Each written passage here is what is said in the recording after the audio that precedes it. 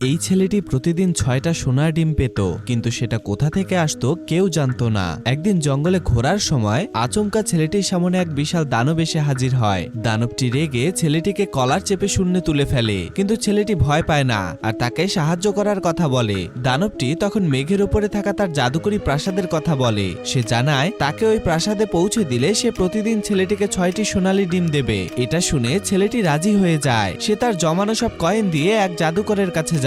প্রথমে জাদুকর তাকে সাহায্য করতে না চাইলেও ছেলেটি যখন তাকে সোনার কয়েন দেয় তখন জাদুকর তাকে একটি জাদুকরি জিনিস দেয়। ছেলেটি গ্রামে ফিরে সেটি মাটিতে পুঁতে ফেলে, আর মুহূর্তের মধ্যে মাটি ফুঁড়ে এক বিশাল গাছ সোজা মেঘের দিকে উঠতে শুরু করে। ছেলেটি গাছের ডগায় বসে উপরে উঠতে থাকে। গ্রামের মানুষ অবাক হয়ে এই দৃশ্য দেখতে থাকে। বিশাল দানবটি সেই গাছটি ধরে উপরে উঠতে থাকে, কিন্তু তখনই এক দুষ্ট মহিলা কুড়াল হাতে নিয়ে বিশাল গাছটির গোড়া কাটতে শুরু করে। চোখের পলকে গাছটি ভেঙে সোজা নিচে পড়তে শুরু করে। দানব আর ছেলেটি দুজনেই নিচে পড়ে যায়, কিন্তু ছেলেটি দানবের নরম শরীরের উপরে পড়ায় সে প্রাণে বেঁচে যায়। ওইদিকে দুষ্টু মহিলাটি বিশাল গাছের নিচে চাপা পড়ে। বিশাল দানবটি সেই দুষ্টু মহিলাটিকেও বাঁচিয়ে নেয়। তখনই গ্রামের সবাই বুঝতে পারে দানবটি আসলে ভালো, সে শুধু নিজের বাড়ি ফিরতে চায়। তাই গ্রামের সবাই মিলে আবার সেই জাদুকরি গাছ জন্মায়। বিদায় বেলায় দানবটি খুশি হয়ে ছেলেটিকে একটি সোনার ডিম উপহার দেয়, আর সে তার বাড়িতে চলে যায়। সেই দিনের পর থেকেই গ্রামের সবাই প্রতিদিন একটি করে সোনার ডিম পেত, আর ওই ছেলেটি ৬টি করে ডিম পেত।